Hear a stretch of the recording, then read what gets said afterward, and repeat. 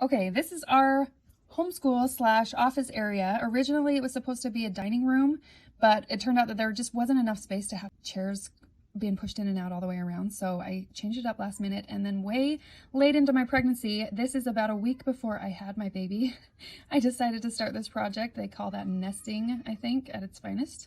But I decided I was going to make it into an office area because I was tired of having all of our office stuff sitting out in our living room and also having to move our homeschool stuff off the kitchen table in order to eat dinner. So this improved things drastically.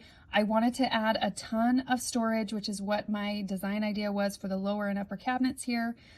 And I also like to add doors to cover all of my junk because I'm not good at keeping stuff inside my cabinets pretty. So I made these doors and they turned out really well, although I did make them a little bit too short, and so I had to add a centerpiece in the middle, which is a whole fiasco on its own. Eventually I'll make new doors. But in the meantime, it turned out beautifully. It's super functional for our family and I absolutely love how it looks. Let me know what you think.